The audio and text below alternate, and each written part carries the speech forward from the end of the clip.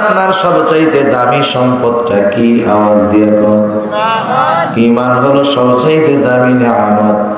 আফসোস, এই ঈমানের মূল্য আমরা বুঝতে পারি নাই। কারণ হলো ঈমান আমরা কষ্ট করে অর্জন করি নাই। আমার বাবা মুসলমান, আমার দাদা মুসলমান, আমিও মুসলমান, তাই ঈমানের দামটা আমরা বুঝি না।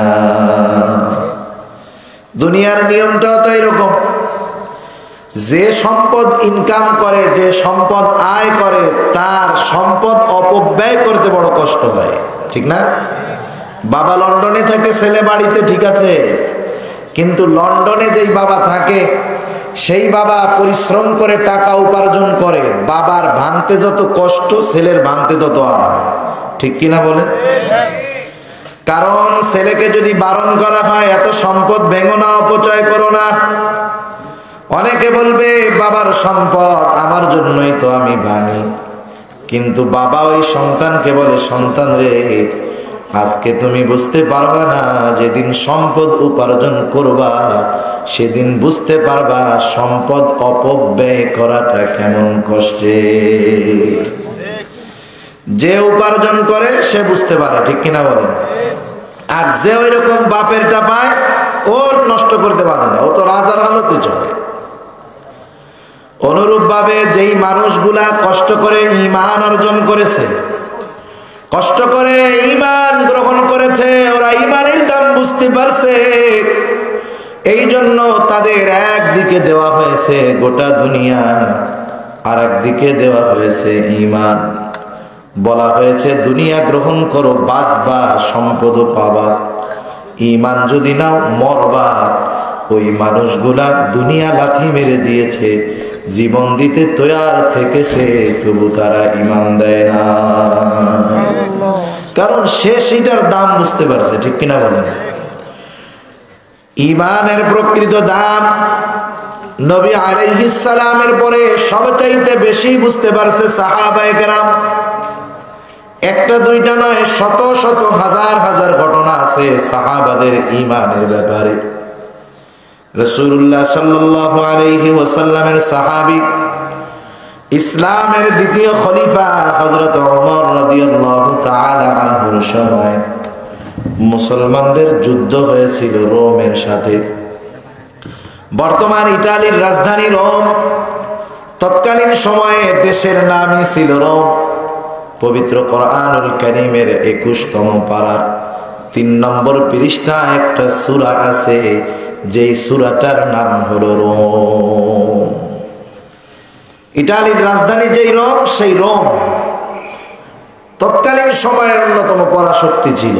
যেমন আজকের দুনিয়ায় সবচাইতে পরাশক্তি আমরা বলি আমেরিকাকে, আমেরিকার পরপর অনেকে বলে আমেরিকার পরপর আছে রাশিয়া। তৎকালীন সময়ে দুইটা পরাশক্তি ছিল সারা দুনিয়ার মধ্যে, একটা ছিল আহলে কিতাবের, এরা ছিল রোম, খ্রিস্টান ছিল। আরেকটা ছিল পারস্য, এরা ছিল মাজুসি, অগ্নি পূজারী, বর্তমান ইরান। সারা দুনিয়ার দুইটা পরাশক্তি, পারস্য আর রোম। রোমের সাথে মুসলমানদের সর্বপ্রথম সম্মুখ জিহাদ সংগঠিত হয় হযরত ওমর রাদিয়াল্লাহু তাআলা আনহুর সময়। যুদ্ধের দামামা বেজে গেল। রোম সম্রাট তার গোয়েন্দাদেরকে ডেকে বলে, গোয়েন্দারা, যেহেতু এখন পর্যন্ত মুসলমানদের সাথে আমরা সরাসরি কোনো যুদ্ধে অংশগ্রহণ করি নাই, তাদের শক্তির ব্যাপারে, কৌশলের ব্যাপারে আমরা অজানা, তোমাদের কাজ হলো মুসলমান সৈন্যবাহিনীর শক্তি, সামরস্ত্র এবং তাদের প্রশিক্ষণ, কৌশল সব কিছু জেনে আমার কাছে জানাইবা। গোয়েন্দারা চলে গেল, রিপোর্ট নিয়ে হাজির বাদশাহর কাছে। বাদশাহ বলতেছে, খবর দাও, কি অবস্থা বলো। বাদশাহ প্রশ্ন করতেছে, মুসলমান সৈন্যবাহিনীর সংখ্যা কত? গোয়েন্দারা বলতেছে, বাদশাহ নামদার, মুসলমান সৈন্যবাহিনীর সংখ্যা আমাদের অর্ধেক নয়, গড়ে 3 ভাগের 1 ভাগ হবে না, সৈন্য সংখ্যা এত অল্প। বাদশাহ বলে, তাহলে তো ভালোই হলো, যেহেতু সৈন্য সংখ্যা কম। কিন্তু মুসলমানদের ব্যাপারে চতুর্দিক থেকে খবর আসতেছে, মুসলমানেরা পৃথিবীর বড় বড় পরাশক্তিদেরকে পরাজিত করতেছে কোন পাওয়ারে? শক্তি কম, জনসংখ্যা কম, অস্ত্র বলের অবস্থা কি? বলে বাদশাহ নামদার, আমরা তো বর্তমান দুনিয়ার সর্বাধুনিক অস্ত্রের ব্যবহার করি, কিন্তু মুসলমানদের অস্ত্র শস্ত্র তেমন আধুনিক না। তাহলে মুসলমানেরা জান বাজি রেখে ময়দানে লড়াই করে কারণ কি? মুসলমান সৈন্যবাহিনীর বেতন ভাতা কি আমার সৈন্যবাহিনীর চাইতে বেশি নাকি? গোয়েন্দা বলে না বাদশাহ, না না, মুসলমান সৈন্যবাহিনীর বেতন ভাতা আমাদের চাইতে বেশি না, বরং এরা নিজের খেয়ে নিজের পরে যুদ্ধের ময়দানে আসে। এরা কেউ কৃষি কাজ করে, কেউ বা ব্যবসা করে, কেউ বা অন্যর দোকানে কর্মচারী, কেউ বা অন্যর জমিনে দৈনন্দিন মজুরির বিনিময়ে কাজ করে। যতই কাজ থাকুক আর যতই ব্যস্ততা থাকুক, যখন ওদের আমির, ওদের নেতা ওদেরকে যুদ্ধের জন্য আহ্বান করে, যে যার কর্ম ছেড়ে দিয়ে যুদ্ধের ময়দানের দিকে হাজির হয়ে যায়। তাহলে কি স্পেশাল কোনো ট্রেনিং আছে? বলে কোনো ট্রেনিং ম্যানিং নাই। কোন কারণে? তাহলে মুসলমানেরা সৈন্য সংখ্যায় কম, অস্ত্র আধুনিক না, ট্রেনিংও নাই, কিন্তু বড় বড় বাহিনীর বিরুদ্ধে কেমন করে তারা জয় পায়? গোয়েন্দা বলে বাদশাহ, কারণ তো ভিন্ন। মুসলমানদের জয় অস্ত্র শস্ত্রের কারণে না, মুসলমানদের জয়ের কয়েকটা কারণ আছে। আমাদের সৈন্যবাহিনী যখন শত্রুর মোকাবেলায় যুদ্ধের ময়দানে যায়, শত্রু পক্ষ যদি একটু আমাদের উপরে চড়াও হয়, তাহলে আমাদের সৈনিকেরা ভয়ে ছত্রভঙ্গ হয়ে যায়। কারণ আমাদের সৈনিকেরা যায় জয়ের আশায়, এই জন্য পরাজয়কে ভয় পায়। আমাদের সৈনিকেরা মরতে ভয় পায়, এই জন্য শত্রুপক্ষ যদি একটু চড়াও হয় পালায় চলে আসে। কিন্তু মুসলমানেরা যুদ্ধের ময়দানে শুধু জয়ের জন্য যায় না, মুসলমানেরা যুদ্ধের ময়দানে তাদের প্রাণ উৎসর্গ করার জন্য যায়। মানুষ সহজে কি মরতে চায়? সহজে মরতে চায় কেউ? 90 বছরের বুড়া মানুষ, 100 বছরের মুরব্বী, সেও যদি অসুস্থ হয় হসপিটালে নিয়ে প্রয়োজনে চেষ্টা করে সিলেটের সবচাইতে বড় এবং বর্তমান আধুনিক প্রযুক্তি সম্পন্ন হসপিটাল আল হারমাইনে নিয়ে প্রয়োজনে সব সম্পদ ব্যয় করে হলেও ওই 100 বছরের মুরব্বীকে বাঁচানোর চেষ্টা করা হয়। ঠিক কিনা বলেন? সহজে কেউ মরতে চায় না। আর মুসলমানেরা শত্রুর আঘাতে মরতে চায়, কারণটা কি? গোয়েন্দা বলে ও বাদশাহ নামদার, মুসলমানেরা যুদ্ধের ময়দানে যদি শত্রু পক্ষের তরবারি অস্ত্রের আঘাতে মারা যায়, এরা শহীদের উপাধি পেয়ে যায়, শাহাদাতের উপাধি পেয়ে যায়। লাভ কি? বলে কেউ যদি যুদ্ধের ময়দানে শাহাদাত নসিব হয়ে যায়, তার জন্য বিনা হিসাবে রয়েছে আল্লাহর জান্নাত। সেজন্য ওরা শত্রু অস্ত্র এগুলাকে ভয় পায় না। যার সাহস আছে, যার মরার নেশা, মৃত্যু যার টার্গেট, সে কি ভয় পাবে সহজে? অনেক সময় অস্ত্রের চাইতে সাহসে কাজ দেয় বেশি। 2 জনে মারামারি লাগছে, একজনের হাতের মধ্যে লাঠি আছে আর একজন খালি হাতে, কিন্তু যার হাতে লাঠি আছে ওর সাহস নেই, আর যার হাত খালি ওর সাহস আছে। এবার যার হাতে লাঠি, দেখবেন যার সাহস নেই, যদি কোনো সময় মারামারি লাগে, হাতে লাঠি থাকলে এরকম করে দিব দিব, খালি মুখ দিয়ে কয় দিমু দিমু। 3-4 বার কইতে কইতে যার সাহস, লাঠি এবার হাতের থেকে নিয়ে ওই ওরে পিটানো শুরু করে। ঠিক কিনা বলে? ও চিন্তা করে আমি ওর কাছে যখন যাব, লাঠি দিয়ে না হলে একটা বাড়ি মারবে, দ্বিতীয়টা মারার আগেই লাঠি ধরে ফেলবে। তাহলে সাহস অন্য জিনিস, আর শাহাদাতের তামান্না তো আরো বড় জিনিস। শাহাদাতের তামান্না মৃত্যুর চিন্তাকে ভুলায় দেয়। এবার বাদশাহ একটু অবাক হয়ে গেল, বলো কি মুসলমানরা তাহলে এমন? বলে হ্যাঁ। কোন জিনিসে তাদেরকে এই সাহস সঞ্চয় করতে সহযোগিতা করলো? গোয়েন্দা বলে বাদশাহ নামদার, এরাও তো এক সময় কাফের ছিল, মৃত্যুকে ভয় পেত, কিন্তু ঈমান আনার কারণে, ঈমানের কারণে তাদের অন্তরের মধ্যে জান্নাতের আশা, মৃত্যুর ভয় দূর করে দিয়েছে। এই মানুষ, ওরাও মানুষ, আমরাও মানুষ। ঈমান আনার কারণে কত তফাৎ, তাহলে এদেরকে একটু সামনে থেকে দেখার দরকার, পরীক্ষা করার দরকার। বাদশাহ এবার সেনাপ্রধানকে বলে, ও সেনাপ্রধান, তোমার উপরে দায়িত্ব হলো যুদ্ধের ফলাফল যা হয় হোক, আমরা জয় হই আর পরাজিত হই, তুমি কিছু জীবিত মুসলমান সৈন্য আমার কাছে ধরে আনবা, আমি একটু তাদেরকে দেখতে চাই। ঘটনাক্রমে মুসলমানদের 40 জনের একটা দল যুদ্ধের ময়দানে ধরা পড়ে গেল। বাদশাহর আদেশে ওই 40 জনকে পাঠায়া দেওয়া হলো রাজধানীতে।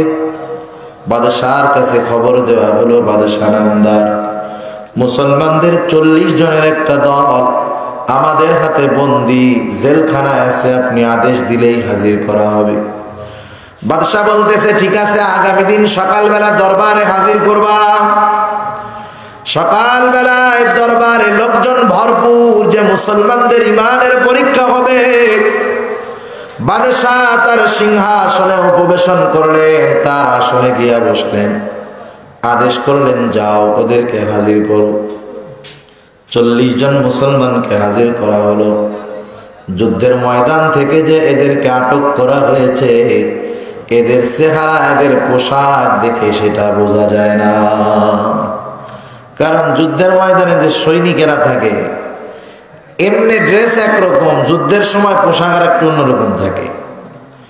মাথায় থাকে শিরস্ত্রাণ, গায়ে থাকে লৌহবর্ম, পায়ের মধ্যে চামড়ার জুতা। এই মানুষগুলার পায়ে কোনো জুতা নাই, এই মানুষগুলার গায়ে ছেঁড়া জামা, দাড়ি চুল ধুলায় মলিন। এদেরকে দেখে বোঝা যায় না এদেরকে যুদ্ধের ময়দান থেকে ধরে আনা হয়েছে। এদেরকে দেখে এটাও মনে হয় না এই মানুষগুলার হাতে গোটা দুনিয়ার বড় বড় পরাশক্তি মুহূর্তের মধ্যে তাদের পদতলে চলে যায়। চেহারা দিকে বোঝা যায় না। বাদশাহর সামনে হাজির করা হলো তাদের। বাদশাহ এবার বলতেছে, তোমাদের এই দলের নেতাকে, আমিরকে? বাদশাহর কথা শুনে যুবক একজন দাঁড়ায় গেছে। যুবক দাঁড়িয়ে বলে, আমি হলাম এই কাফেলার আমির, এই দলের নেতা। হয়তো 20-22 বছর বয়স হবে।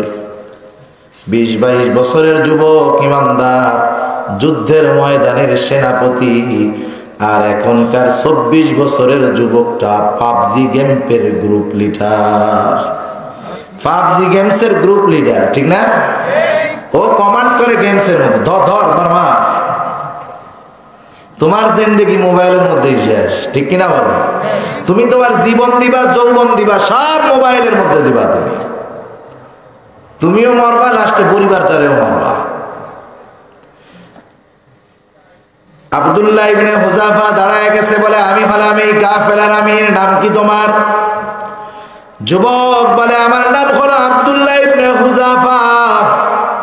বাদশাহ চিন্তা করতেছে, কাফেলার আমিরকে যদি হাতে আনা যায়, নেতাকে যদি হাতে আনা যায়, কর্মীরা এমনিতেই হাতে চলে আসবে। বাদশাহর পাশে আছে 2টা চেয়ার। যেই চেয়ার 2টাতে কেউ সহজে বসতে পারে না, বাদশাহ নিজের লোকদেরকে কাছে এনে বসায়, যাকে ভালোবাসে তাকে বসায়। আব্দুল্লাহ গোটা শরীর ধুলায় মলিন। বাদশাহ এবার আব্দুল্লাহ ইবনে হুযাফাকে বলে, আব্দুল্লাহ, তুমি আমার পাশে এসে বসো। গোটা দরবারের মানুষগুলা অবাক, বাদশাহ করে কি?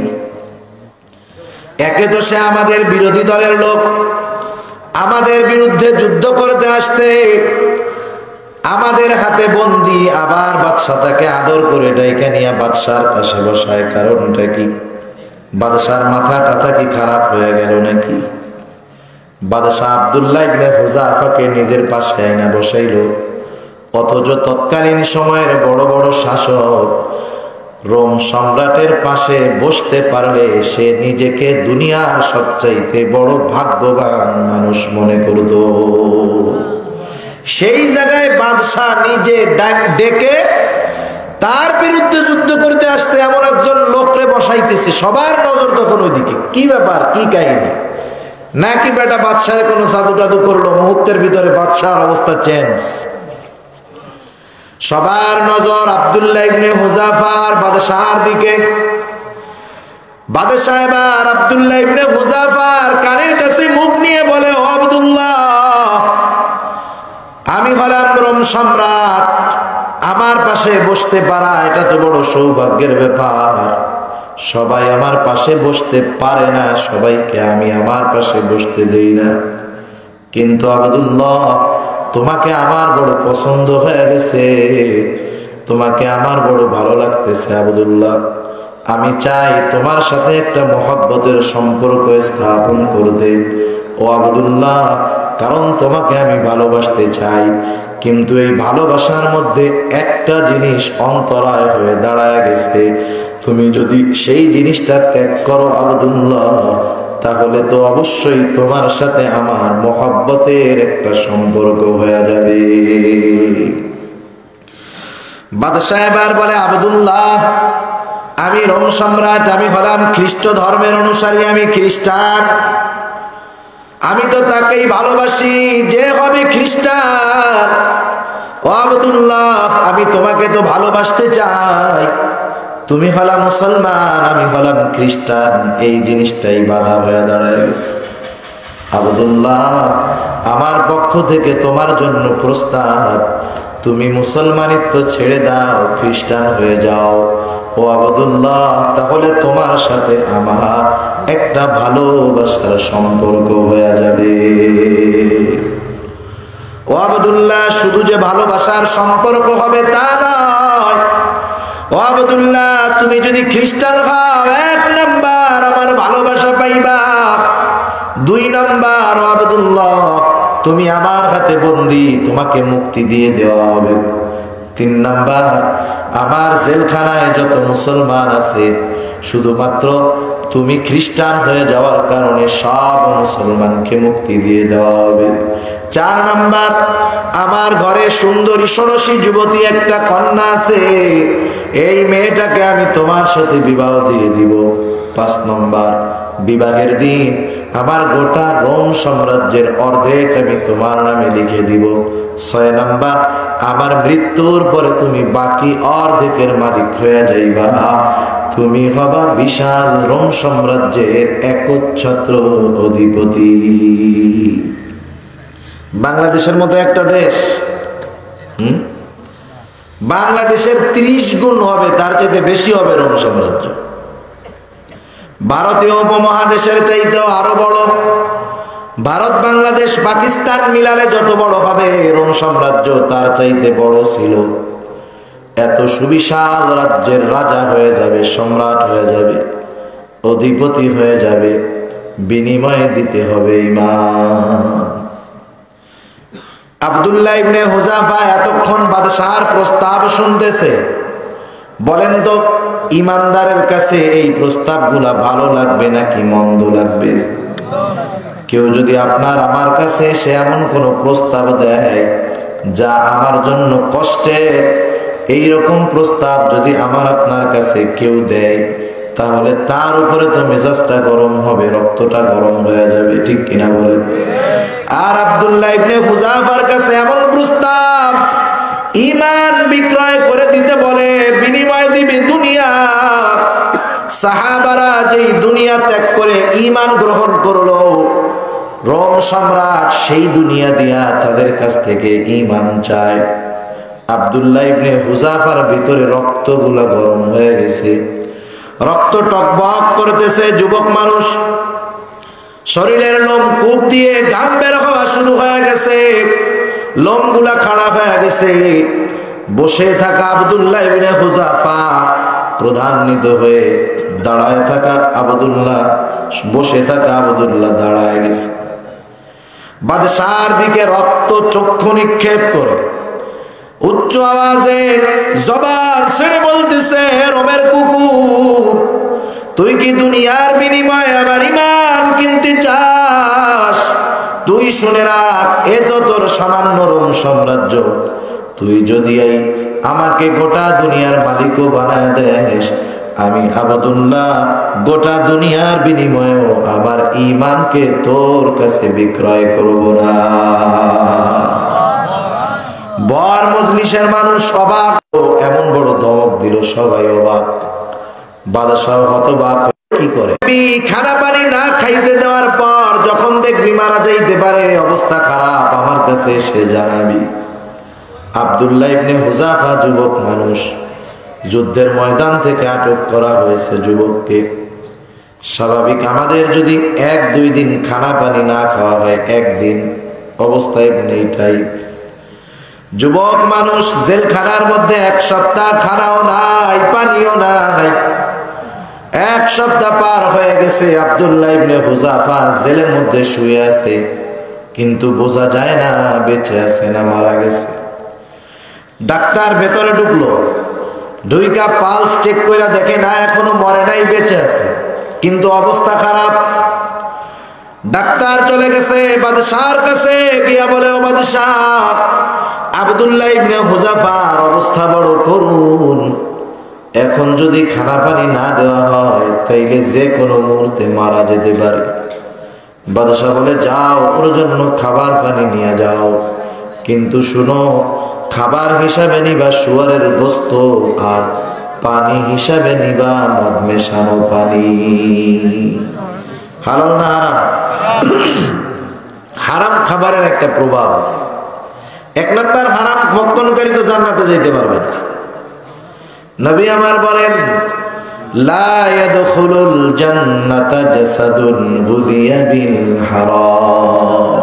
হারাম ভক্ষণকারীর শরীর জান্নাতে যাবে না। আর হারাম খাবার যারা খায়, এদের ঈমানের নূর নষ্ট হয়ে যায়, এদের আমলের স্পৃহা নষ্ট হয়ে যায়, এদের চেহারা যত সুন্দর হোক, হারামের কারণে ওই চেহারার মধ্যে শয়তানের প্রতিচ্ছবি দেখা যায়। ঠিক কিনা বলেন? দেখবেন ওই চেহারার মধ্যে মনুষ্যত্বের ছাপ নাই, হারামের কারণে ওই চেহারার মধ্যে জানোয়ারের ছাপ। ঠিক কিনা বলেন?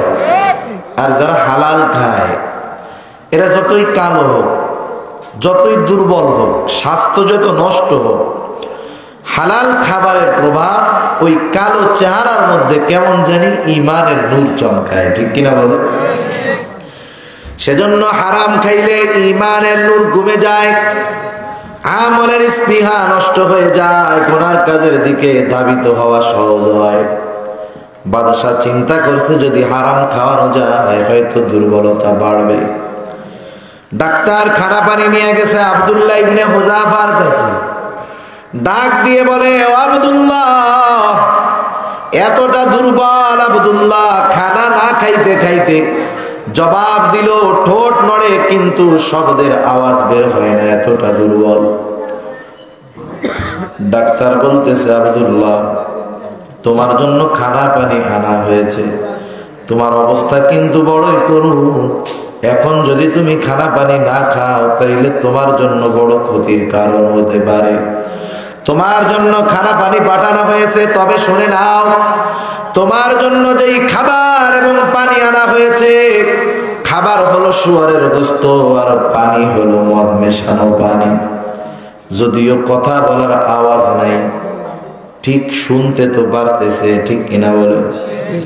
আব্দুল্লাহ ইবনে হুযাফা চিন্তা করে, আরে আমার জন্য এই হারাম খাবার আনা হলো, যদিও দৈহিক ভাবে আব্দুল্লাহ দুর্বল, কিন্তু ঈমানের দিক দিয়ে সবল। ঠিক কিনা বলেন?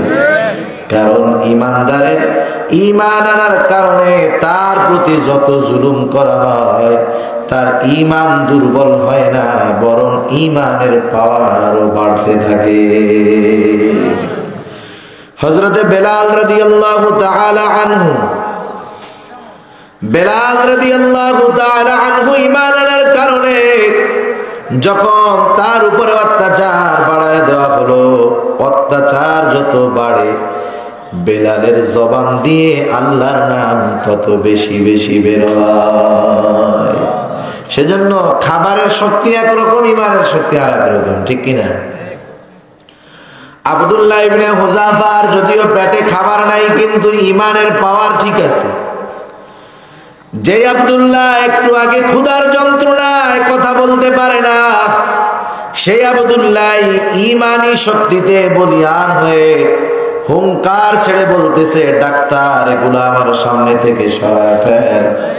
আমি আব্দুল্লাহ না খেয়ে মারা যাব, তবু আমার ঠোঁটের সাথে হারাম খাবারের স্পর্শ লাগাবো না। এক ধমকে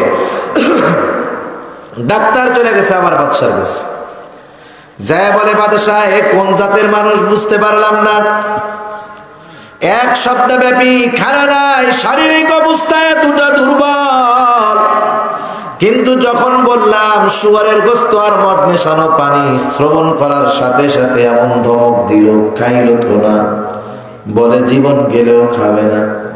বাদশাহ বলে আরো টাইট দেওয়া লাগবে। বাদশাহ এবার আদেশ করলো, আগামী দিন সকালবেলা বড় পাত্রের মধ্যে তেল গরম করবা। তেল বাদশাহর আদেশে সকালবেলায় বড় পাত্রের মধ্যে তেল গরম করা শুরু হয়ে গেল। তেল ফুটন্ত তেল টকবক করতেছে, গরম তেল। বাদশাহ এবার আদেশ করলো, যাও আব্দুল্লাহ ইবনে হুযাফাকে আমার সামনে হাজির করো। যুবক আব্দুল্লাহ 7-8 দিন না খেয়ে থেকে এতটা দুর্বল, দুইজনের কাঁধে ভর করে আব্দুল্লাহ ইবনে হুযাফা বাদশাহের সামনে আসলো। বাদশাহ এবার বলে, ও আব্দুল্লাহ এখনো সময় আছে, দেখো তেল গরম হয়েছে, এখনো সময় আছে, যদি তুমি আমার কথাগুলা মেনে নাও তুমি তো বেঁচে যাইবা, তোমার সাথে যেই ওয়াদাগুলা করা হয়েছে সবগুলা পূরণ করা হবে।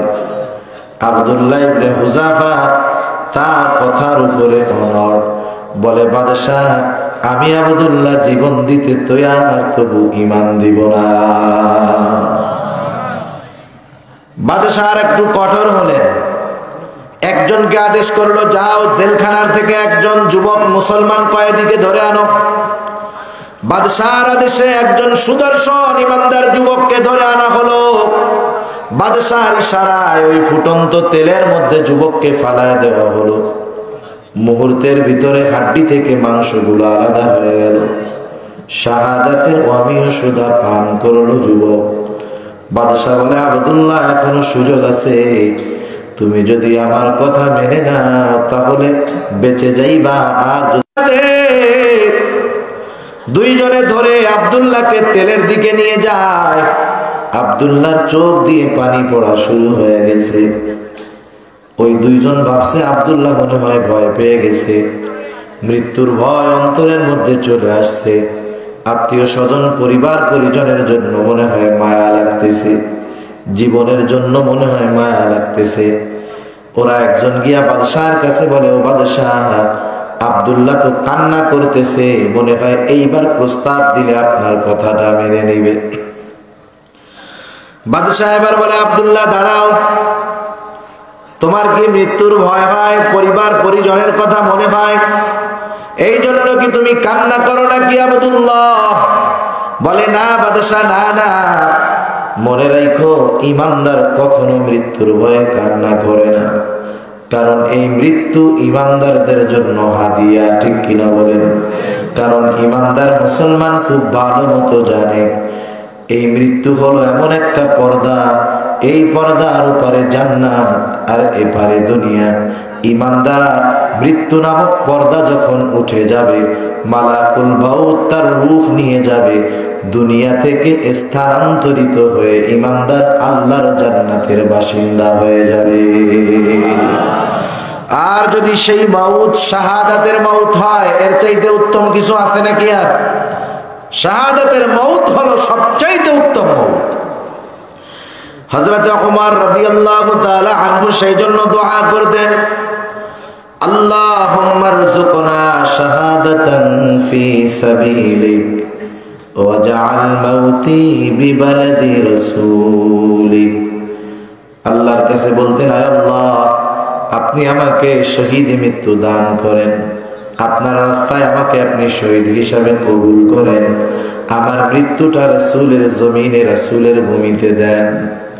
সেজন্য শাহাদাতের মৃত্যু যদি হয় সেটা তো আরো উত্তম। বাদশাহ বলে, তাহলে তোমার কান্নার কারণটা কি আব্দুল্লাহ?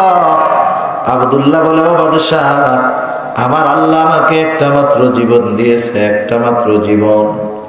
আমার তো মন চায় আমি তো এই একটা জীবন একবার আল্লাহর জন্য, ঈমানের জন্য উৎসর্গ করতে পারবো।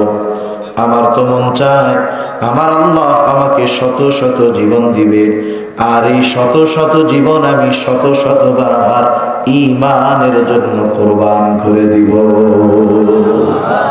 শুধু তাই না, যখন কোনো মানুষ আল্লাহর রাস্তায় জিহাদ করতে গিয়া জীবন দেয়, শাহাদাতের দরওয়াজা নসিব হয়ে যায়, এই মানুষগুলা জান্নাতের মধ্যে সবুজ পাখির মতো উড়ে বেড়ায়। আল্লাহ তাআলা তাদেরকে জিজ্ঞাসা করে, এই তোমাদের মনের মধ্যে কি তামান্না আছে?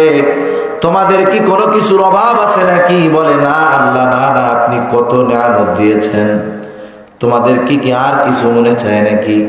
বলে, আল্লাহ একটা জিনিস মন চায়। কি চায়?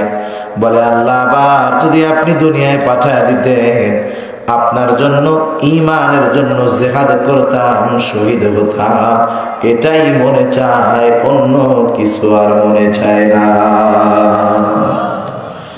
আব্দুল্লাহ ইবনে হুযাফা তার এক ঈমানের জন্য জীবন শত শতবার দিতে তৈরি, ঠিক কিনা বলেন?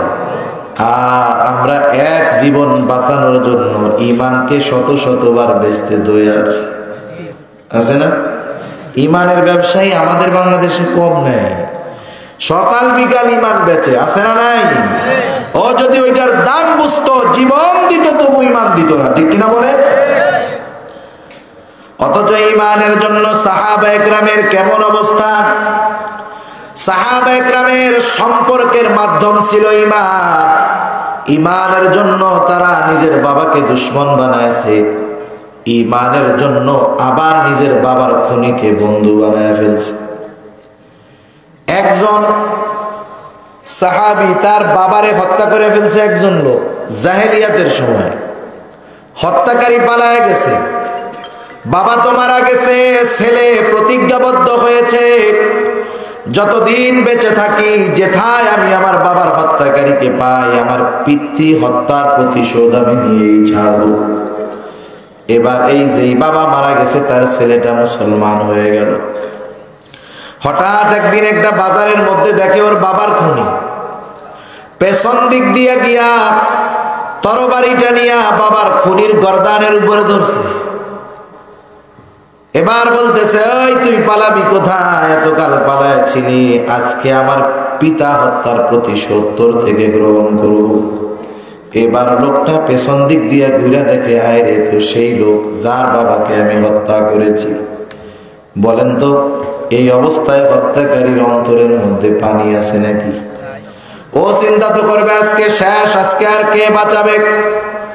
লোকটার আগে চোখ দুইটা রক্তবর্ণ হয়ে আছে, খোলা তরবারি গর্দানের উপর, কেউ আজকে তোকে বাঁচাতে পারবে না। এইবার সেই খুনি সাথে সাথে বলতেছে, ভাই আমাকে তুমি মেরো না, আমি পড়ে নিলাম লা ইলাহা ইল্লাল্লাহু মুহাম্মাদুর রাসূলুল্লাহ।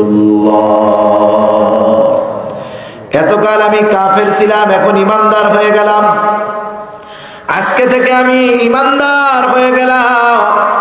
সাথে সাথে লোকটা তরবারি নিচে নামায়া বুকের মধ্যে ওই লোকটারে জড়ায় ধরছে, কপালের মধ্যে চুমা খায়, বলে, ভাই এতকাল তুই ছিলি আমার বাবার খুনি, তুই ছিলি আমার শত্রু, কিন্তু আজকে যখন তুই ঈমান আনলি, আজকে থেকে তুই আমার শত্রু নয়, আজকে থেকে তুই আমার ভাই, তুই আমার বন্ধু। কারণ রাসূলুল্লাহ সাল্লাল্লাহু আলাইহি ওয়াসাল্লাম বলেন, ইন্নাল ইসলাম ইয়াহদিমু মা ক্বাবলাহ। অতীতে একটা মানুষ যত পাপ করুক না কেন, যত অন্যায় করুক না কেন, যত গুনাহ করুক না কেন, ঈমান আনার সাথে সাথে আল্লাহ তাআলা তার অতীতের সব গুনাহগুলোকে মাফ করে দেয়। শুধু তাই নয়, অতীতে সে যত পাপ করেছে, পাপগুলোকে আল্লাহ নেকের দ্বারা বদল করে দেয়। সুবহানাল্লাহ বলেন। আল্লাহ তাআলা বলেন, ইল্লা মান তাবা ওয়া আমানা ওয়া আমিলা আমালান সালিহা فأولئك يبدل الله سيئاتهم حسنات। আবার সাহাবায়ে কেরাম ঈমানের জন্য নিজের বাপকে দুশমন বানিয়েছে। অল্প সময় আর বেশি সময় কষ্ট দিব না। আমি যে আয়াতটা আপনাদের সামনে তিলাওয়াত করেছিলাম সেই আয়াতের আলোকে অল্প কয়েকটা কথা। রাসূলুল্লাহ সাল্লাল্লাহু আলাইহি ওয়াসাল্লামের সাহাবী নাম হলো আবু উবাইদা ইবনুল জাররাহ রাদিয়াল্লাহু তাআলা আনহু। আবু উবাইদা ইবনুল জাররাহ বদরের যুদ্ধে অংশগ্রহণ করেছে রাসূলুল্লাহ সাল্লাল্লাহু আলাইহি ওয়াসাল্লামের সাথে। বদরের যুদ্ধে মুসলমানদের সংখ্যা হলো 313 জন। 313 জনের কাছে 313টা তলোয়ার ছিল না, 313টা যাওয়ার যানবাহন ছিল না। আবার এই 313 জন ওই সময় ছিল রোজার মাস, 17ই রমজান। ওই বছর রোজা ফরজ হয়। প্রচন্ড গরমের মধ্যে রোজা রেখে আরব দেশে যুদ্ধ করার জন্য চলে গেছে বদরের ময়দানে।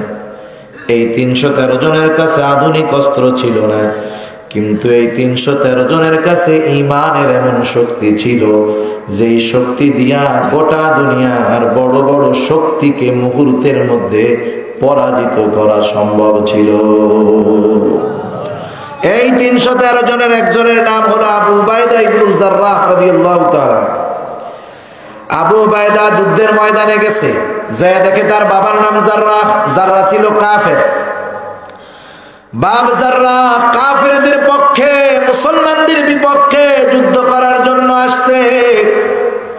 অনেক দিন পর বাবাকে দেখছে আবু উবাইদা। যদিও বাবা কাফের, কিন্তু ইসলাম তো সুন্দর। ইসলাম হলো মানবিক ধর্ম। দুনিয়ায় যত মানবতাবাদী সংগঠন আছে সবগুলা চিটার বাটপার আর হলো চিটিংবাজ। দেখবেন দুনিয়ার মানবাধিকার সংগঠনগুলার মানবতা মুসলমানদের সাথে চলে না, ঠিক না? মুসলমানদের ব্যাপারে মানবাধিকার নাই। লক্ষ কোটি কোটি মুসলমান গোটা দুনিয়ার মধ্যে কাফের মুশরিকদের দ্বারা অত্যাচারের শিকার। রোহিঙ্গা মুসলমানদের জন্য তাদের মানবাধিকার কাজ করে না।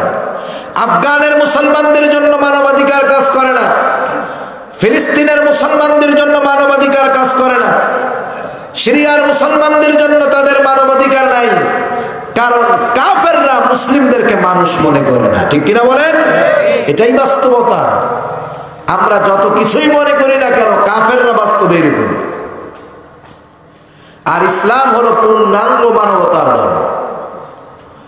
ইসলাম কত সুন্দর!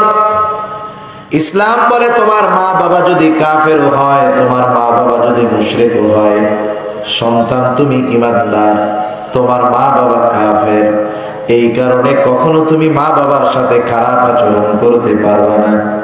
মা বাবার খাবার, চিকিৎসা, বাসস্থান থেকে তাদেরকে বঞ্চিত করতে পারবে না। বরং তোমার উপরে দায়িত্ব হলো তোমার ওই মা বাবা যদি কাফের হয়, তুমি ওই মা বাবার সাথে ভালো আচরণ করবা, সদাচরণ করবা।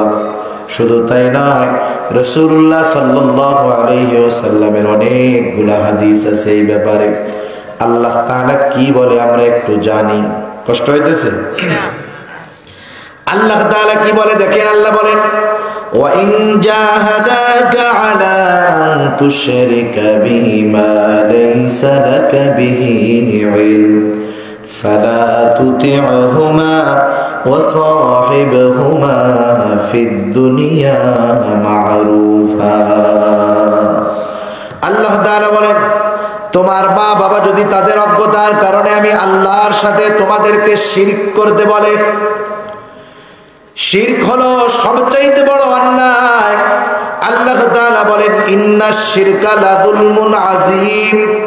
শিরক হলো সবচাইতে বড় জুলুম, শিরক হলো সবচাইতে বড় পাপ। জুলুম শুধু আরেকজনের হক মেরে খাওয়া না, প্রতিটা পাপ হলো জুলুম, প্রতিটা গুনাহ হলো জুলুম। আর সবচাইতে বড় জুলুম হলো আল্লাহ তাআলার সাথে শিরক করা।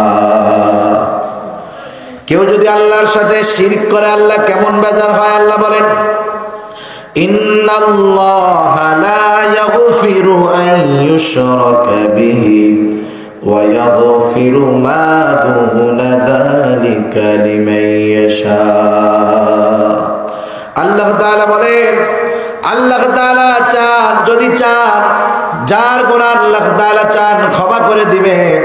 কেউ যদি অন্যান্য পাপ করে থাকে, হয়তো নামাজ পড়ে নাই, রোজা রাখে নাই, হজ করে নাই, যাকাত দেয় নাই, আল্লাহ যদি চান এই গুনাহ ক্ষমা করে দিতে পারেন। কিন্তু শিরক যদি কেউ করে, তাওবা যদি না করে, তাকে আল্লাহ ক্ষমা করবে না।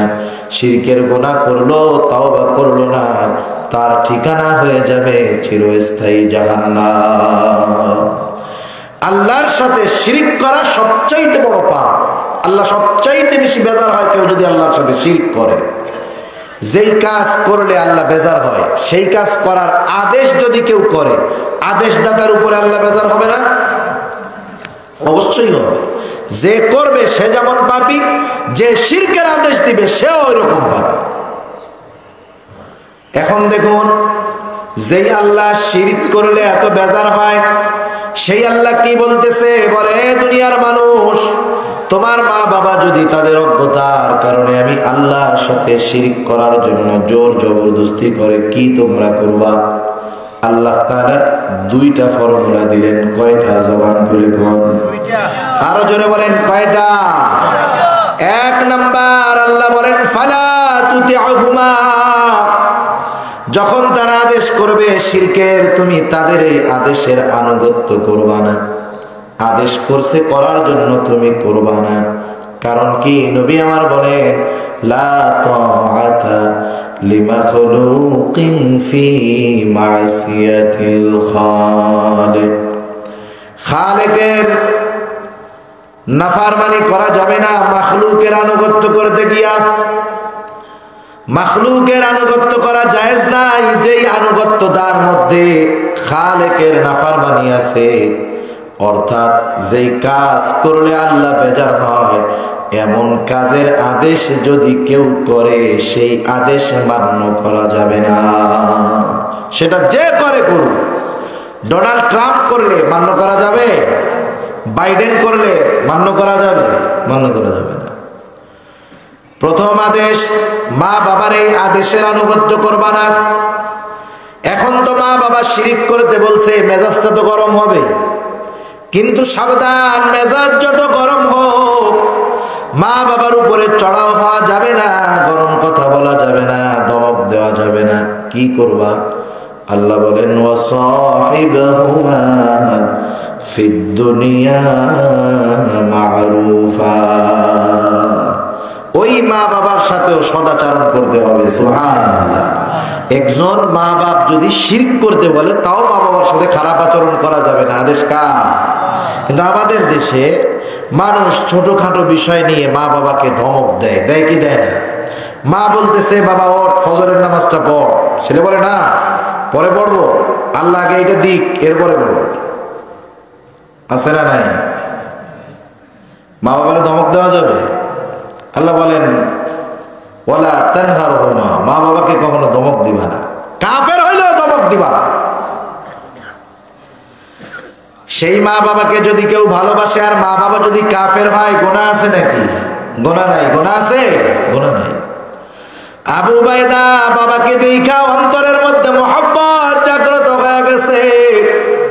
কতদিন পর বাবাকে দেখলো, চিন্তা করতেছে যুদ্ধের ময়দান, বাবার থেকে দূরে দূরে সরে যুদ্ধ করব। নিয়ত কইরা যুদ্ধের ময়দানে নেমে গেছে।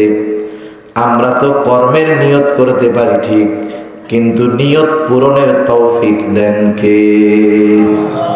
আরো জোরে বলেন, কে দেয়? আরো জোরে বলেন, কে দেয়? ঘুম আসতেছে আপনাদের? মেহমানদারির ব্যবস্থা আছে না?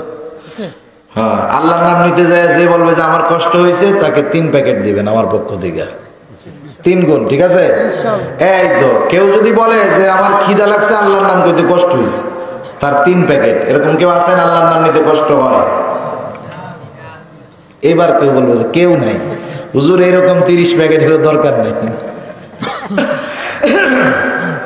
জবান খুলে বলতে হবে, অল্প সময় আর। তাহলে নিয়ত আমরা করতে পারি, তৌফিক, এই নিয়ত পূরণের তৌফিক কে দেন? আরো জোরে বলেন, কে দেয়? আল্লাহ দেয়। আবু উবাইদা যুদ্ধ করতেছে। আল্লাহ তাআলা চাইলেন আজকে বাবার সাথে সন্তানকে মুখোমুখি করায় দিবে। হঠাৎ একটা সময় আবু উবাইদার বাবার মুখোমুখি হয়ে গেল। কাফের বাবা আবু উবাইদা বাবাকে দেখার পর উঁচু তরবারি নিচে নামায় দিছে। বাবার মোহাব্বত অন্তরের মধ্যে, চিন্তা করতেছে হয়তো অনেক দিন পরে সন্তানকে দেখা হয়তো বাবার মধ্যেও পরিবর্তন আসতে পারে। কিন্তু যারা সে তো কাফের, যে কাফের তার অন্তরের মধ্যে থাকে ভয়, তার অন্তরের মধ্যে থাকে কপটতা, তার অন্তরের মধ্যে থাকে অবিশ্বাস। আবু উবাইদার বাবা যারা চিন্তা করতেছে যদিও সন্তান আমার, কিন্তু আমার ধর্মের তো না, না জানি আমার উপরে অস্ত্র চালায় দেয় কিনা। এই চিন্তা করে যারা এইবার নিজের তরবারি সন্তানের দিকে চালায় দিল। আবু উবাইদার নিচু তরবারি উঁচু হয়ে গেল। বাবার সাথে সন্তানের লড়াই শুরু হয়ে গেল। বলেন তো বাপ বেটার এই যুদ্ধ দুনিয়ার কোন স্বার্থে নাকি? টাকা পয়সার জন্য, ক্ষমতার জন্য, প্রভাব প্রতিপত্তির জন্য? কিসের জন্য জোরে বলেন? ঈমানের জন্য। বাপ বেটার মধ্যে লড়াই শুরু হয়ে গেছে। লড়াইয়ের একটা পর্যায়ে আবু উবাইদা নিজের হাতে নিজের বাবাকে দুনিয়া থেকে চিরতরে বিদায় করে দিছে। কল্লাটা ফালায় দিছে। বাপরে যে মেরে ফেলাইছে টাকা পয়সার জন্য নাকি ক্ষমতার জন্য? আমাদের দেশে তো কত মানুষ তার জন্মদাতা বাপরে ট্যাবলেট বাবার জন্য মেরে ফেলে, আছে না নাই? বাবা চিনেন তো? সব বাবা কিন্তু মানুষের মতো না, কিছু বাবা লাল লাল ট্যাবলেটের মতো, আছে না নাই? কত সন্তান আছে বাবা মোটর সাইকেল কিনে দেয় না, কেন দেয় না? বাবা চিন্তা করে আমার ছেলে, যেই ছেলের ছেলে, ওরে যদি মোটর সাইকেল কিনে দেয় এমনিই তো যে বিপদ। জগন্নাথপুর থেকে বিশ্বনাথ পর্যন্ত যেই রাস্তা মানুষ হাঁটতে গেলেও কুপকাত হয়ে যায়, ওই রাস্তায় যদি মোটর সাইকেল নিয়ে যায় ও তো এমনি শেষ হয়ে যাবে, ঠিক না? বাপ তো সন্তানকে মহব্বতের কারণে মোটর সাইকেল কিনে দেয় না। কত জায়গায় ঘটনা শুনলাম, বাপ কিনে দেয় নাই, বাপরে মেরে ফেলেছে। পরে পুলিশে আটক করছে। কেন? তুমি তোমার বাবাকে কেন মারলাম? শোনেন স্যার, আমার বড় আশা, আমার একটা R15 কিনতে হবে মোটর সাইকেল। আমার বাবা বাইসা থাকতে আমারে কোনোদিন হোন্ডা কিনে দিত না, এই জন্য মাইরা ফেলেছি যাতে হোন্ডা কিনতে পারি। চিন্তা করছেন মাথা কতটুকু খারাপ হয়ে গেছে? এই সন্তানগুলার পরিস্থিতি কি চিন্তার বিষয়। আবু উবাইদা দুনিয়ার কোন স্বার্থে না, ঈমানের স্বার্থে বাবার বিরুদ্ধে অস্ত্র ধারণ করেছে। ঈমানের স্বার্থে বাবাকে দুনিয়া থেকে বিদায় করে দিয়েছে। তাদের অন্তরের খবর তো আল্লাহ তাআলা সবচাইতে ভালো জানে। আল্লাহ রাব্বুল আলামিন এই ঘটনাকে কেন্দ্র করে যে আয়াতটা তিলাওয়াত করেছে ওটা আল্লাহ নাযিল করেন। আল্লাহ তাআলা বলেন, লা তাজিদু কওমান ইউমিনুনা বিল্লাহি ওয়াল ইয়াউমিল আখির ইওয়াদুনা মান হাদ্দাল্লাহা ওয়া রাসূলাহু। আল্লাহ তাআলা বলেন, যারা আখিরাতের উপরে এবং আল্লাহ তাআলার উপরে ঈমান এনেছে, আল্লাহ এবং আখিরাতের উপরে যারা ঈমান এনেছে, এক কথায় যারা ঈমানদার, তারা কখনো তাদেরকে ভালোবাসে না যারা আল্লাহ এবং তার রাসূলের সাথে দুশমনি করে। সহজ কথা হলো, ঈমানদারেরা তাদেরকে ভালোবাসে না যারা আল্লাহ এবং তার রাসূলের বিরুদ্ধাচরণ করে। ওই বিরুদ্ধাচরণকারী যদি ঈমানদারদের বাবাও হয়, ওয়ালাউ কানু আবাহুম, যদিও তাদের বাবা হয়, আও আবনাহুম, যদিও তাদের সন্তান হয়, আও ইখওয়ানাহুম, যদিও তারা তাদের ভাই হয়, আও আশীরাতাহুম, যদিও তাদের বংশের লোক হয়। ঈমানদারেরা আল্লাহ এবং তার রাসূলের সাথে বিদ্বেষ স্থাপনকারী বাবা, সন্তান, ভাই, বংশের মানুষ কাউকে তারা ভালোবাসে না। সেজন্য আমার নিয়তটাও এমনই থাকতে হবে।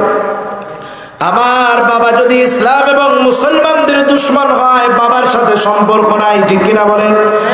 আমার সন্তান যদি ইসলামের দুশমন হয়, ইসলামের শত্রু হয়, সন্তানের সাথে আমার কোনো পরিচয় নেই, সন্তানের সাথে আমার কোনো সম্পর্ক নেই।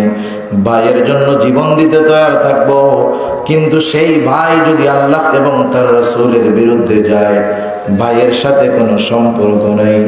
পাড়া প্রতিবেশী বংশের মানুষের জন্য সব কিছু করব, কিন্তু ওই তারা যদি আল্লাহ এবং তার রাসূলের বিরুদ্ধে যায়, তাদের সাথে আমাদের কোনো সম্পর্ক নাই, ঠিক কিনা বলেন? এটাই হলো ইমানদারদের পরিচয়। আল্লাহ রাব্বুল আলামিন বলেন, ইমানের জন্য এত বড় ত্যাগ কেন তারা করতে পারে? আল্লাহ তাআলা বলেন, উলাইকা কাতাবা ফি কুলুবিহিমুল ঈমান ওয়া আইয়াদাহুম বিরূহিম মিন। কারণ তাদের অন্তরের মধ্যে ঈমানকে সুসংগঠিত করে দেওয়া হয়েছে। ঈমানকে সবচাইতে কঠিন ভাবে অন্তরের মধ্যে তারা বদ্ধমূল করে নিয়েছে। ঈমানের মোহাব্বত তাদের অন্তরের মধ্যে গেঁথে গেছে। এই জন্য দুনিয়ার সব মোহাব্বত তারা ত্যাগ করতে পারে, কিন্তু তারা ঈমান ছাড়তে পারে না, ঠিক কিনা বলুন? আল্লাহ তাআলা তাদেরকে বিশেষ শক্তির দ্বারা শক্তিশালী করেছেন। এই মানুষগুলা যে ঈমানের জন্য এত বড় ত্যাগ করে, এদের প্রতিদান কি? আল্লাহ তাআলা বলেন, وَيُدْخِلُهُمْ جَنَّاتٍ تَجْرِي مِنْ تَحْتِهَا الْأَنْهَارُ خَالِدِينَ فِيهَا رَضِيَ اللَّهُ عَنْهُمْ وَرَضُوا عَنْهُ। আল্লাহ তাআলা বলেন, তাদেরকে প্রবেশ করানো হবে এমন জান্নাতে, যেই জান্নাতের পাদদেশ দিয়ে আছে নহর। শুধু তাই না, এমন প্রতিদান কেন আল্লাহ তাদেরকে দিবে? আল্লাহ তাআলা বলেন, রাদিয়াল্লাহু আনহুম ওয়া রাদু আন। আল্লাহ তাআলাও তাদের প্রতি সন্তুষ্ট, তারাও আল্লাহ তাআলার প্রতি সন্তুষ্ট। শুধু তাই নয়, আল্লাহ তাআলা লাস্টে জানায় দেন, এই মানুষগুলা হলো আমি আল্লাহর দলের লোক। সুবহানাল্লাহ, জোরে বলেন। যারা ঈমানের জন্য সব কিছু ত্যাগ করে, তারা কার দলের লোক? কার দলের লোক? আরো জোরে বলেন, কার দলের লোক? আল্লাহ তাআলা সেজন্য বলেন, উলাইকা হিজবুল্লাহ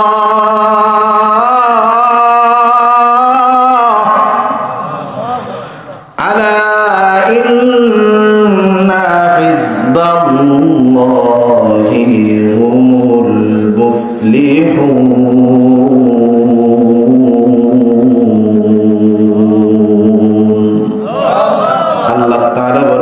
তারাই হলো আল্লাহর দলের লোক। আর আল্লাহর দলের লোক যারা, তারাই হলো সফলকাম, তারাই হলো চূড়ান্ত বিজয়ী। কারণ তারাই পাবে আল্লাহর সন্তুষ্টি, আর ঈমানের কারণে তারাই পাবে আল্লাহর জান্নাত। সেজন্য আমরা সব ছাড়বো, ঈমান ছাড়বো না, ঠিক আছে তো ইনশাআল্লাহ? প্রত্যেকেই এই বিষয় আজকে থেকে অন্তরের মধ্যে নিব। যেই কথায়, যেই কাজে, যার সাথে মিশলে, কথা বললে আমার ঈমান নষ্ট হবে, তাদের সাথে আমাদের কোনো সম্পর্ক নাই। এই প্রতিজ্ঞায় থাকতে হবে। আল্লাহ তাআলা সবাইকে তৌফিক দান করুন। সবাই বলি আমিন। ওয়া আখির দাওয়ানা আলহামদুলিল্লাহি রাব্বিল আলামিন। আসসালামু আলাইকুম ওয়া রাহমাতুল্লাহি ওয়া বারাকাতুহু। বলেন।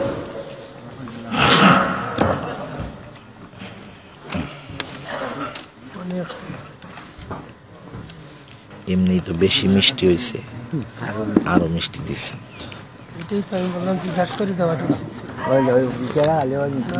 না এখন শেষ, শেষ তো, এখন আর সমস্যা নেই।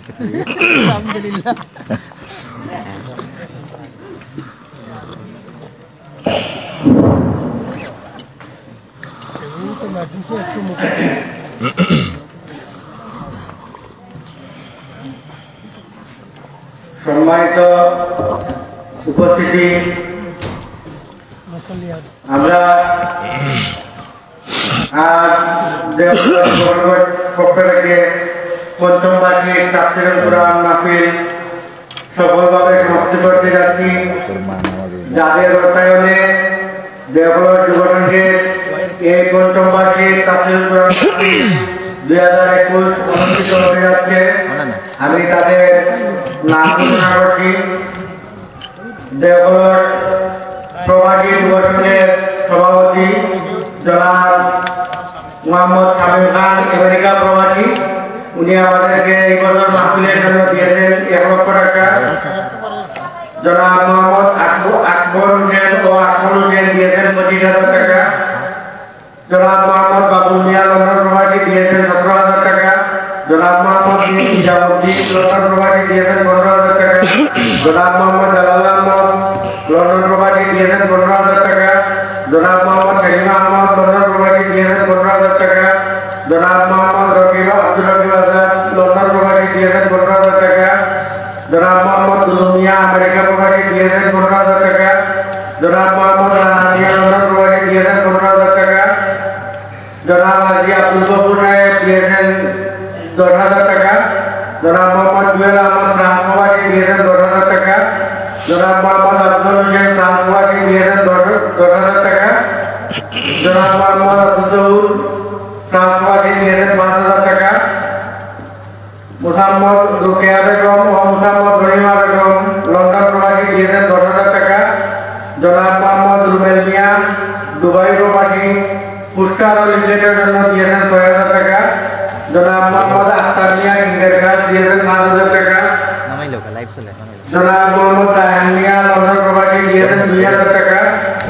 জনাব মোহাম্মদ বাবুল মিয়া উলপাড়া দিয়েছেন 500 টাকা।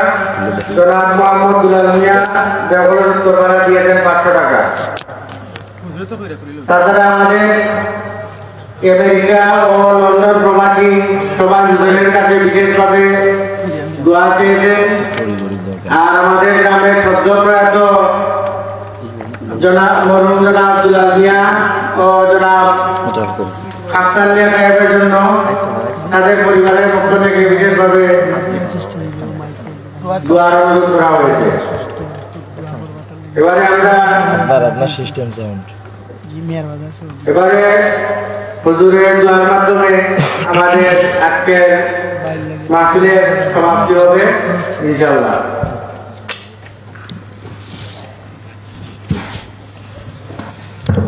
সবাই দুরূদ শরীফ পড়ি। আল্লাহুম্মা সাল্লি আলা মুহাম্মাদ ওয়া আলা আলি মুহাম্মাদিন কামা সাল্লাইতা আলা ইব্রাহিম ওয়া আলা আলি ইব্রাহিম ইন্নাকা হামিদুম মাজিদ।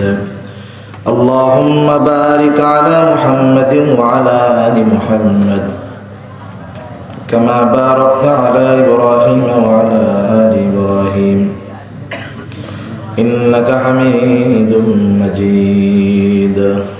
দোয়ার আগে সবাই বসে পড়েন, বসে পড়লে ভালো হবে।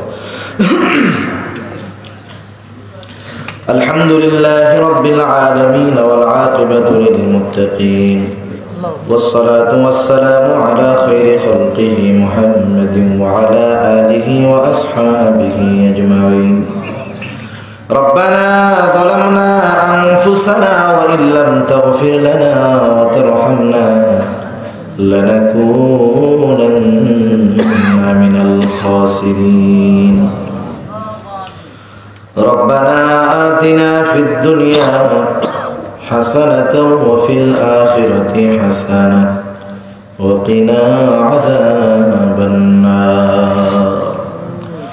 ربنا لا تزغ قلوبنا بعد إذ هديتنا وهب لنا من لدنك رحمة إنك أنت الوهاب. الله গভীর রাত পর্যন্ত দিনই আলোচনা করার পর গুনাহ মাখা হাত আপনার শাহী দরবারের দিকে তুলে ধরেছি। আল্লাহ, আয় আল্লাহ, আমরা তো গুনাহগার, আপনি তো গফফার। আমরা গুনাহ করতে ভালোবাসি আল্লাহ, আর আপনি ক্ষমা করতে ভালোবাসেন। আয় আল্লাহ, আমরা যারা হাত উঁচু করেছি, আয় আল্লাহ, বিভিন্ন যোগাযোগ মাধ্যমের মাধ্যমে যে যেখান থেকে হাত উঁচু করেছে আল্লাহ, আমাদের প্রত্যেকের বিগত জীবনের সমস্ত কবিরা সগীরা গুনাহগুলা মাফ করে দিন। আয় আল্লাহ, আমাদের মা বাবা, আত্মীয় স্বজন, বন্ধু বান্ধব, পাড়া প্রতিবেশী সবার গুনাহগুলা মাফ করে দেন আল্লাহ। আয় আল্লাহ, খাস করে আজকের এই মাহফিলকে আপনি কবুল আর মঞ্জুর করে নেন আল্লাহ। আয় আল্লাহ, দেওকলস যুব সংঘকে আপনি কবুল আর মঞ্জুর করে নেন আল্লাহ। আয় আল্লাহ, এই মাহফিলকে সাফল্যমণ্ডিত করার জন্য দেশ ও প্রবাস হতে যারা অর্থ দিয়ে, শ্রম দিয়ে, সময় দিয়ে, সাত পরামর্শ দিয়ে উপস্থিত হয়ে বিভিন্নভাবে সহযোগিতা করেছে আল্লাহ, প্রত্যেকের সাহায্য সহযোগিতাকে আপনি কবুল আর মঞ্জুর করে নেন। আয় আল্লাহ, কে কোন আশায় সহযোগিতা করেছে আপনার জানতে বাকি নাই। আয় আল্লাহ, প্রত্যেকের মনের নেক আশা, নেক চাওয়া আপনি কবুল আর মঞ্জুর করে নেন। ইয়া রাব্বাল আলামিন, আমাদের মধ্যে যারা অসুস্থ, সুস্থতা দান করেন আল্লাহ। আয় আল্লাহ, খাস করে এলাকার অনেক মানুষ প্রবাসে আছে, কেউ আমেরিকায় আছে, কেউ ইউরোপে আছে আল্লাহ। আয় আল্লাহ, করোনা ভাইরাসের প্রকোপ চলতেছে। আয় আল্লাহ, প্রবাসে যারা আছে প্রত্যেককে আপনি এই ভাইরাস থেকে হেফাজত করেন মাবুদ। আয় আল্লাহ, যারা আক্রান্ত হয়েছে তাদেরকে পরিপূর্ণ শেফা আপনি দান করেন। আয় আল্লাহ, খাস করে প্রিয় সোহেল ভাইয়ের বাবা আয় আল্লাহ অসুস্থ আছে, তাকে আপনি সুস্থ করে দেন মাবুদ। ইয়া রাব্বাল আলামিন, আরো অনেকে দোয়া চেয়েছে, কে কোন উদ্দেশ্যে দোয়া চেয়েছে, কার জন্য দোয়া চেয়েছে আপনারা জানতে বাকি নেই। প্রত্যেকের মনের নেক চাওয়া, নেক আশা আপনি কবুল করে নেন। ইয়া রাব্বাল আলামিন, আমাদের আত্মীয় স্বজন যারা দুনিয়া ছেড়ে অন্ধকার গহীন কবরে চলে গেছে মাবুদ, গুনার কারণে যদি কারো কবরে আযাব হয়, কবরের আযাব আপনি মাফ করে দেন। কবরগুলাকে আপনি জান্নাতের টুকরা বানায় দেন। ইয়া রাব্বাল আলামিন, যেই সমস্ত মুরব্বীরা বেঁচে আছে সুস্থ দীর্ঘনেক হায়াত দান করেন আল্লাহ। আয় আল্লাহ, গোটা দুনিয়ার মুসলমানদের জান মাল ইজ্জত নিয়ে আল্লাহ আপনি হেফাজত করেন।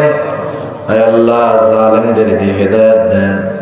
হেদায়েত যদি না থাকে গো আল্লাহ, তাদের ব্যাপারে আপনি আসমানি ফয়সালা গ্রহণ করেন।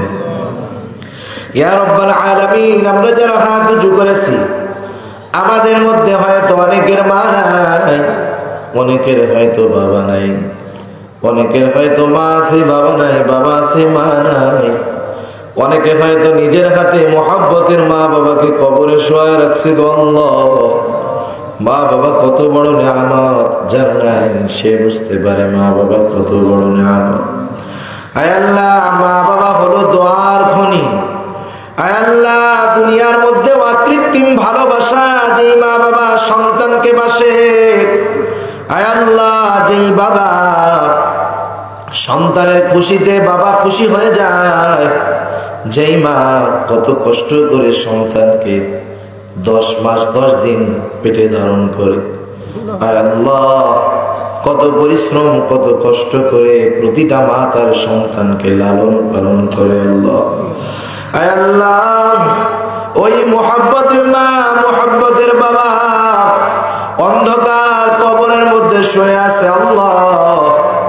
দুনিয়ার অপর প্রান্তে আমেরিকার খবর মুহূর্তের ভিতরে পাওয়া যায়, দেখাও যায়, কিন্তু এই 3 হাত মাটির নিচে মোহাব্বতের মা বাবার কবরের খবর আজ পর্যন্ত জানাও যায় নাই, দেখাও যায় নাই। আয় আল্লাহ, গুনার কারণে যদি কারো মা বাবার কবরে আযাব হয়, আয় আল্লাহ, এখানে উলামায়ে কেরাম আছে, তালিবুল ইলম আছে, আপনার দাড়ি পাকা অনেক বান্দা আছে, অনেক যুবক আবেদ আছে আল্লাহ, অনেক মাসুম বাচ্চা আছে, অনেক মা বোনেরা হয়তো হাত উঁচু করেছে আল্লাহ। মুসাফির আছে আল্লাহ, যাকে পছন্দ, যারা আমল পছন্দ, তারা আমলের ওসিলায় ওই মা বাবার কবরের আযাব আল্লাহ আপনি মাফ করে দেন। আয় আল্লাহ, তাদের কবরগুলাকে আপনি জান্নাতের টুকরা বানায় দেন। কিয়ামতের দিন ডান হাতে আমলনামা দিয়ে হিসাব সহজ করে জান্নাতের ব্যবস্থা আল্লাহ আপনি করে দিয়েন। আয় আল্লাহ, যাদের মা বাবা বেঁচে আছে সুস্থ দীর্ঘনেক হায়াত আল্লাহ আপনি দান করেন। আয় আল্লাহ অনেকে শয়তানের ধোকায় পড়ে মা বাবার খেদমত করে না। আয় আল্লাহ ওই সন্তানগুলার অন্তরে মা বাবার মোহাব্বত পয়দা করে দেন। আয় আল্লাহ আমাদের স্ত্রী সন্তানকে আমাদের জন্য চক্ষু শীতলকারী হিসেবে কবুল করে নেন আল্লাহ। আয় আল্লাহ যারা অভাবে আছে অভাব দূর করে দেন, যারা ঋণগ্রস্ত আছে ঋণ পরিশোধ করার তৌফিক আল্লাহ আপনি দিয়ে দেন। আয় আল্লাহ প্রত্যেককে অর্থনৈতিক সচ্ছলতা দান করেন আল্লাহ। আয় আল্লাহ মানসিক প্রশান্তি দান করেন, দৈহিক সুস্থতা দান করেন আল্লাহ। ইয়া রব্বাল আলামিন, ইয়া আরহামার রাহিমিন, আমাদের প্রত্যেককে জীবনে কমপক্ষে একবার হলেও মক্কা মদিনা জিয়ারত করার তৌফিক আল্লাহ আপনি দিয়ে দিয়ে। আয় আল্লাহ একটি বার হলেও আপনার ঘর তওয়াফ করার তৌফিক দিয়েন আল্লাহ।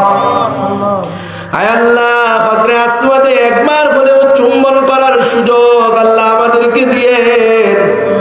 আয় আল্লাহ আপনার হাবিবের রওজার পাশে দাঁড়াইয়া প্রাণ ভরে একবার হলেও সালাম দেওয়ার তৌফিক আল্লাহ আমাদেরকে দিয়ে। আয় আল্লাহ যারা একবার গেছে বারবার যাওয়ার তৌফিক দেন আল্লাহ। আয় আল্লাহ মা বোনদেরকে কবুল করে নেন। আয় আল্লাহ তাদেরকে পর্দা নিশিন বানায় দেন। 5 ওয়াক্ত নামাজ যথাযথভাবে আদায় করার তৌফিক আল্লাহ আপনি দিয়ে দেন। আয় আল্লাহ যুবকদেরকে কবুল করে নেন আল্লাহ। বেনামাজিকে নামাজি বানায় দেন। সুন্নাতবিহীন মানুষগুলার অন্তরে আপনার হাবিবের মোহাব্বত দিয়ে সুন্নতওয়ালা বানায় দেন। আয় আল্লাহ মুসলমানদের একে অপরের প্রতি ভালোবাসা মোহাব্বত জাগ্রত করে দেন। আয় আল্লাহ মিলেমিশে বসবাস করার তৌফিক দিয়ে দেন আল্লাহ। আয় আল্লাহ খাস করে এই মাহফিল কিয়ামত পর্যন্ত জারি থাকার জিম্মাদারি আপনি আপনার কুদরতি হাতের মধ্যে তুলে নেন। আয় আল্লাহ কলিজার টুকরা যুবকগুলোকে সকল প্রকার পাপ অশ্লীলতা থেকে আল্লাহ আপনি হেফাজত করেন ইয়া রাব্বাল আলামিন। তাদেরকে ওমর, উসমান, খালিদের মতো কবুল করে নেন। আয় আল্লাহ আমাদের প্রত্যেকের অন্তরটাকে আপনার এবং আপনার হাবিবের মোহাব্বত দিয়ে ভরপুর করে দেন। আয় আল্লাহ যুবকদের অন্তরে ইসলামের মোহাব্বত পয়দা করে দেন। সকল প্রকার পাপের প্রতি ঘৃণা তাদের অন্তরের মধ্যে আপনি জন্মায়া দেন ইয়া রাব্বাল আলামিন, ইয়া আরহামার রাহিমিন। আমাদের এই দেশের উপরে আপনার খাস রহমত নাজিল করেন আল্লাহ। আয় আল্লাহ সকল প্রকার বালা মুসিবত থেকে আমাদের এই দেশকে আপনি হেফাজত করেন। করোনা ভাইরাস থেকে গোটা দুনিয়াকে আপনি হেফাজত করেন আল্লাহ। খাস করে আমাদের এই দেশকে হেফাজত করেন আল্লাহ। আয় আল্লাহ যাদের আত্মীয় স্বজন প্রবাসে আছে সবাইকে আপনি হেফাজত করেন ইয়া রাব্বাল আলামিন, ইয়া আরহামার রাহিমিন। কার মনে কি চাওয়া জানি না, সকলের মনের নেক চাওয়া নেক আশা আপনি কবুল করে নেন।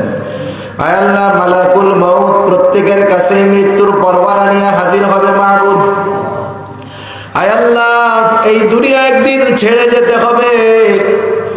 স্ত্রীর মোহাব্বত, সন্তানের মোহাব্বত, বন্ধুর মোহাব্বত ছেড়ে একা একা ওই কবরের বাসিন্দা হতেই হবে আল্লাহ। আয় আল্লাহ কত বন্ধু দুনিয়া থেকে চলে গেল, কত কাছের মানুষ চোখের সামনে চলে গেল, কত মানুষের জানাজা পড়লাম, কত মানুষের মৃত্যুর খবরে ইন্না লিল্লাহ পড়লাম আল্লাহ। একদিন হয়তো আমার ব্যাপারেও মসজিদে এলান হবে, মানুষেরাও আমার মৃত্যুর খবরে ইন্না লিল্লাহ পাঠ করবে আল্লাহ। আয় আল্লাহ মালাকুল মউত আসবে আসবে, মৃত্যুর সুধা পান করতেই হবে। আয় আল্লাহ জানি না আমাদের মধ্যে কার নামটা আসমানি দপ্তরে মৃত বলে লেখা হয়ে গেছে আল্লাহ জানি না। এখান থেকে বাসায় ফিরতে পারবো কিনা জানি না আল্লাহ। আয় আল্লাহ জানি না কার কাফনের কাপড়টা বাজারের কাপড়ের দোকানে চলে আসছে, কার কবরের বাসটা না জানি ঝাড়ের মধ্যে পেকে গেছে। আয় আল্লাহ কার কবরের চাটাইটা না জানি চাটাইয়ের দোকানে চলে আসছে মাহবুব। মালাকুল মউত যখন মৃত্যুর পরওয়ানা নিয়ে হাজির হবে, আমাদের প্রত্যেকের জবানে আপনি তাওহীদের কালিমা নসিব করে দিয়ে আয় আল্লাহ ঈমানের উপরে রাখেন, ঈমান নিয়ে দুনিয়া থেকে যাওয়ার তৌফিক দিয়েন আল্লাহ।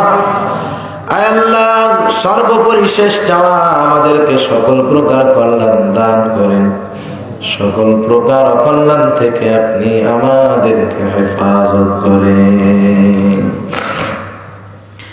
ربنا هب لنا من أزواجنا وذرياتنا قرة أعين وجعلنا للمتقين إماما